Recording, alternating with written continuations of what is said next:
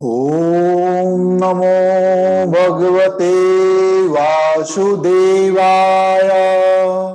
ओम नमो भगवते वासुदेवाय।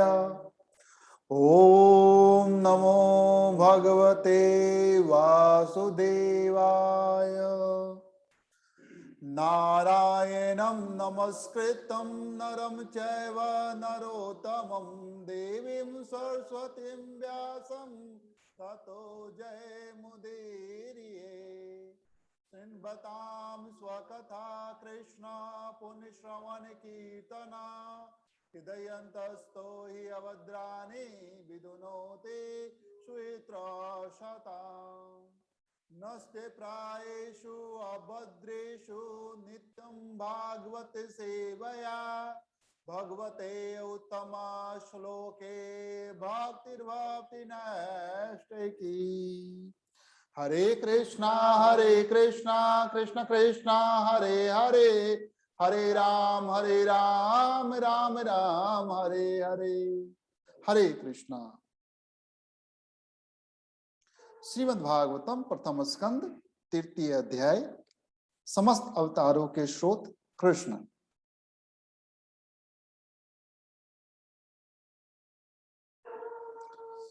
सूत जी ने कहा, सृष्टि के प्रारंभ में भगवान ने सर्वप्रथम विराट पुरुष अवतार के रूप में अपना विस्तार किया और भौतिक सृजन के लिए सारी सामग्री प्रकट की। जिस प्रकार सर्वप्रथम भौतिक क्रिया के 16 तत्व उत्पन्न हुए, यह सब भौतिक ब्रह्मांड को उत्पन्न करने के लिए किया गया। पुरुष के एक अंश ब्रह्मांड के जल के भीतर लेटते हैं। उनके शरीर के नाभि सरोवर से एक कमल नाल अंकुरित होता है और इस नाल के ऊपर खिले कमल पुष्प से ब्रह्मांड के समस्त शिल्पियों के स्वामी ब्रह्मा प्रकट होते हैं। ऐसा विश्वास किया जाता है कि समस्त ब्रह्मांड के ग्रह मंडल पुरुष के विराट शरीर में स्थित हैं, किंतु उन्हें सर्जित भौतिक अवयवों से कोई सरोकार नहीं होता। उनका शरीर नित्य आध्यात्मिक अस्तित्वमय है, जिसकी कोई तुलना नहीं है। भक्तगण अपने विमल पूर्ण नेत्रों से उस पुरुष के दिव्य रूप का दर्शन करते हैं, जिसके हजारों हजार पाव, जंघाएं, भुजाएं तथा मुख हैं और सबके सब अद्वितीय हैं। उस शरीर में हजारों सिर, आंखें, कान तथा नाक होते हैं। वे हजारों मुकुटों तथा चमकते कुंडलों से अलंकृत हैं और मालाओं से सजाए गए हैं। यह रूप पुरुष का द्वितीय प्राकट ब्रह्मांड के भीतर नाना अवतारों का स्रोत तथा अविनाशी बीज है। इसी रूप के कणों तथा अंशों से देवता, मनुष्य इत्यादि विभिन्न जीव उत्पन्न होते हैं।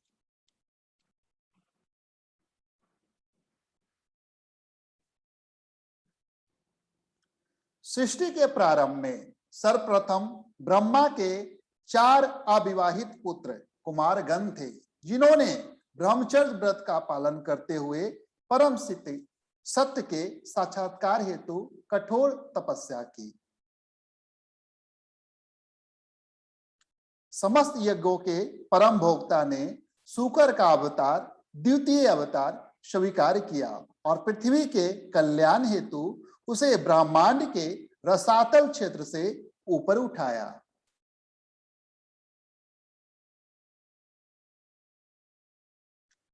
ऋषियों के सर्ग में भगवान ने देवर्षि नारद के रूप में, जो देवताओं में महर्षि हैं, तीसरा सत्यावेश अवतार ग्रहण किया। उन्होंने उन वेदों का भाष्य संकलित किया जिनमें भक्ति मिलती है और जो निष्काम कर्म की प्रेरणा प्रदान करते हैं। चौथे अवतार में भगवान राजा धर्म की पत्नी के जुवा पुत्र नर तथा नारायण बने। फिर उन्होंने इंद्रियों को वश में करने के लिए कठिन तथा अनुकरणीय तपस्या की।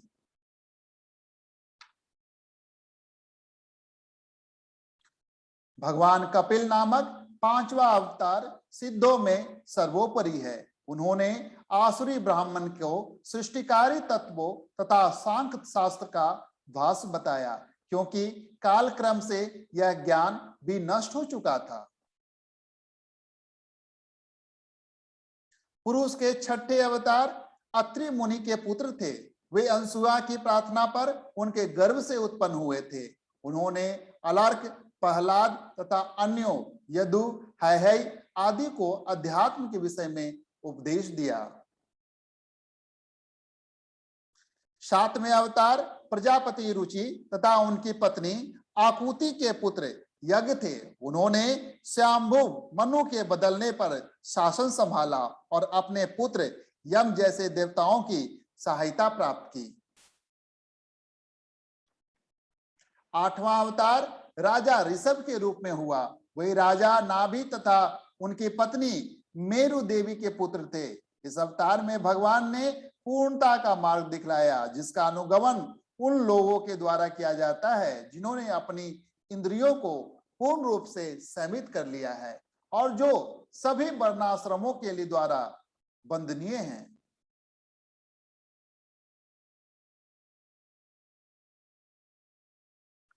हे ब्राह्मणों, मुनियों द्वारा प्रार्थना किए जाने पर भगवान ने 9वें अवतार में राजा पृथु का शरीर स्वीकार किया, जिन्होंने विविध उपजे प्राप्त करने के लिए पृथ्वी को जोता। फलस्वरूप पृथ्वी अत्यंत सुंदर तथा आकर्षक बन गई। जब चाक्षुष मनु के युग के बाद पूर्ण जल प्रलय हुआ और सारा जगत जल में डूब गया था, तब भगवान मछली मत्स्य के रूप में प्रकट हुए और वैवस्वत मनु को नाम में रखकर उनकी रक्षा की।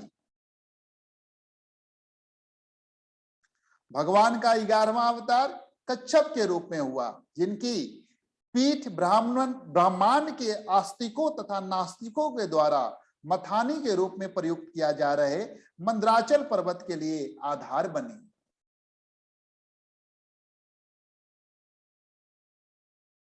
बारहवें अवतार में भगवान धनवंतरी के रूप में प्रकट हुए और 13वें अवतार में उन्होंने स्त्री के मनोहर सौंदर्य द्वारा नास्तिकों को मोहित किया और देवताओं को पीने के लिए अमृत प्रदान किया। 14वें अवतार में भगवान नृसिंह के रूप में प्रकट हुए और अपने नाखूनों से नास्तिक हिरण्यकशिपु के बलिष्ठ शरीर को उसी प्रकार चीर डाला जिस प्रकार बड़ी लट्ठे को चीर देता है। 15वें अवतार में भगवान ने बौने ब्राह्मण 52 का रूप धारण किया और वे महाराज बलि द्वारा आयोजित यज्ञ में पधारे। यद्यपि वे हृदय से तीनों लोगों का राज करना चाह रहे थे, किंतु उन्होंने केवल 3 पग भूमि दान में मांगी। 16वें अवतार में भगवान ने भृगुपति के रूप में क्षत्रियों का 21 बार संहार किया, क्योंकि वे ब्राह्मणों बुद्धिमान वर्ग के विरुद्ध किए गए विद्रोह के कारण उनसे क्रुद्ध थे। तत्पश्चात 17वें अवतार में भगवान पराशर मुनि के माध्यम से शतवती के गर्भ से श्री व्यासदेव के रूप में प्रकट हुए। उन्होंने यह देखकर कि जन समान अल्पज्ञ है, एक में वेद को अनेक शाखाओं प्रशाखाओं में विभक्त कर दिया। 18वें अवतार में भगवान राजा राम के रूप में प्रकट हुए। उन्होंने देवताओं के लिए मनभावन कार्य करने के उद्देश्य से हिंद महासागर को वश में करते हुए समुद्र पार के निवासी नास्तिक राजा रावण का वध करके अपने अति मानवीय शक्ति का प्रदर्शन किया।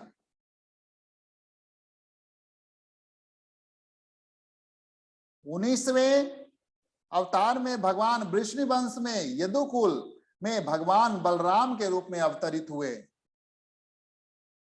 और 20वें अवतार में भगवान कृष्ण के रूप में अवतरित हुए और इस तरह उन्होंने संसार के भार को दूर किया।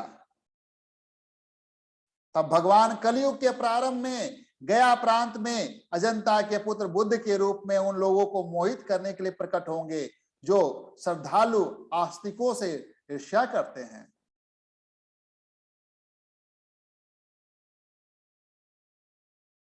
और तत्पश्चात सृष्टि के सर्वोसर्वा भगवान 2 युगों के संधि काल में कल की अवतार के रूप में जन्म लेंगे और विष्णु यशा के पुत्र होंगे। उस समय पृथ्वी के शासक लुटेरे बन चुके होंगे।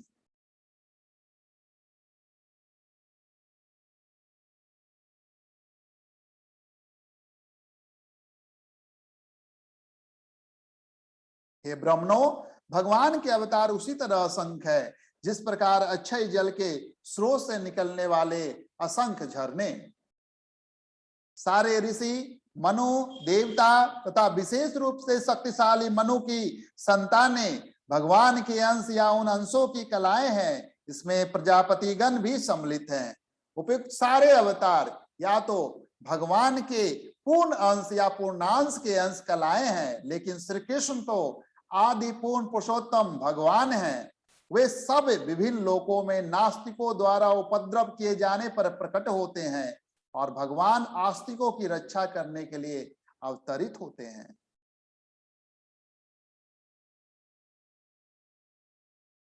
जब कोई भी भगवान के गुण अवतारों का सावधानी पूर्वक प्रतिदिन सुबह तथा शाम को पाठ करता है, वह जीवन के समस्त दुखों से छूट जाता है। भगवान के विराट रूप की धारणा जिसमें वे इस भौतिक जगत में प्रकट होते हैं काल्पनिक है। यह तो अल्पज्ञों तथा नवदीक्षितों को भगवान के रूप की धारणा में प्रवेश कराने के लिए है, लेकिन वस्तुतः भगवान का कोई भौतिक रूप नहीं होता।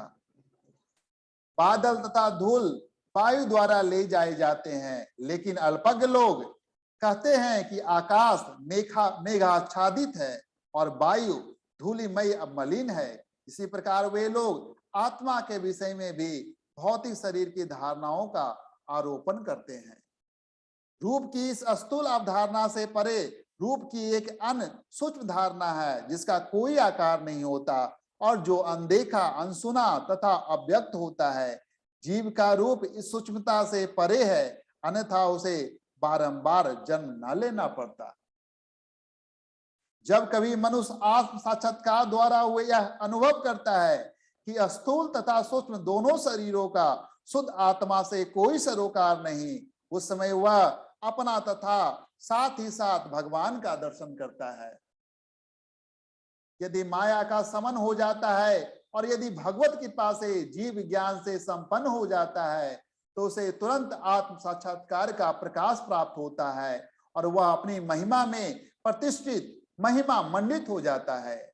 इस प्रकार विद्वान पुरुष उस अजन्मा तथा अकर्ता के जन्मों तथा कर्मों का वर्णन करते हैं जो वैदिक साहित्य के लिए भी ज्ञेय नहीं है। वे हृदय येष हैं जिनके कर्म सदैव निष्कलुष होते हैं। वे भगवान 6 इंद्रियों के स्वामी हैं और 6 ऐश्वर्यों के साथ सर्वशक्तिमान हैं। वे 10 ब्रह्मांडों की सृष्टि करते हैं, उनका पालन करते हैं और रंच मात्र भी प्रभावित हुए बिना उनका संहार करते हैं।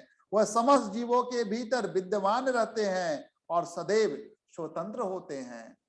मूर्ख मनुष्य अपने अल्प ज्ञान के कारण भगवान के रूपों, नामों तथा कर्मों की दिव्य प्रकृति को नहीं जान सकते, क्योंकि वे तो किसी नाटक में एक पात्र की तरह कार्य कर रहे होते हैं। नहीं, ऐसे मनुष्य अपने तर्क या अपनी वाणी द्वारा भी ऐसी बातों को व्यक्त कर सकते हैं।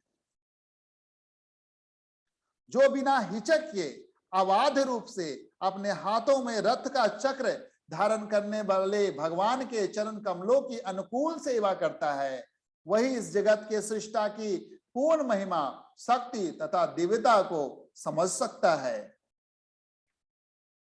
इस संसार में केवल ऐसी जिज्ञासाओं द्वारा ही मनुष्य सफल तथा पूर्णतः ज्ञात हो सकता है, क्योंकि ऐसी जिज्ञासाओं से अखिल ब्रह्मांडों के स्वामी भगवान के प्रति दिव्य आह्लादकारी प्रेम उत्पन्न होता है और जन्म मृत्यु की घोर पुनरावृत्ति से 100% प्रतिरक्षा की गारंटी प्राप्त होती है। यह श्रीमद् भागवत भगवान का साहित्य अवतार है जिसे भगवान के अवतार वेद व्यास ने संकलित किया है। यह सभी लोगों के परम कल्याण के निमित्त है और यह सभी तरह से सफल, आनंदमय तथा परिपूर्ण है। स्वरूप सिद्धों में अत्यंत सम्मानीय श्री व्यास देव ने समस्त वैदिक वाग्मय तथा ब्रह्मांड के इतिहासों का सार निकाल कर इसे अपने पुत्र को प्रदान किया। व्यासदेव के पुत्र सुखदेव गोस्वामी ने अपनी पारी में महाराज परीक्षित को भागवत सुनाए, जो तब निर्जल तथा निराहार रहकर मृत्यु की प्रतीक्षा करते हुए गंगा नदी के तट पर ऋषियों से घिरे बैठे हुए थे। यह भागवत पुराण सूर्य के समान तेजस्वी है और धर्म, ज्ञान आदि के साथ कृष्ण द्वारा अपने धाम चले जाने के बाद ही इसका उदय हुआ। जिन लोगों ने कलयुग में अज्ञान के गहन अंधकार के कारण अपनी दृष्टि खो दी है, उन्हें इस पुराण से प्रकाश प्राप्त होगा। हे विद्वान ब्राह्मणों, जब सुखदेव गोस्वामी ने वहां पर महाराज परीक्षित की उपस्थिति में भागवत सुनाया तो मैंने अत्यंत ध्यान पूर्वक सुना और इस तरह उनकी कृपा से मैंने उन महान शक्ति संपन्न ऋषि से भागवत सीखा। अब मैं तुम लोगों को वही सब सुनाने का प्रयत्न करूंगा जो मैंने उनसे सीखा और तथा जैसा मैंने आत्मसात किया। इस प्रकार श्रीमद् भागवत के प्रथम स्कंध के अंतर्गत समस्त अवतारों के स्रोत कृष्ण नामक तृतीय अध्याय के भक्ति वेदांत तात्पर्य पूर्ण हुए। हरे कृष्णा कृष्ण कृष्णा हरे हरे, हरे राम राम राम हरे हरे। कृष्ण कृपा मूर्ति श्रीमद् एसी भक्ति वेदांत स्वामी प्रभुपाद जी की जय।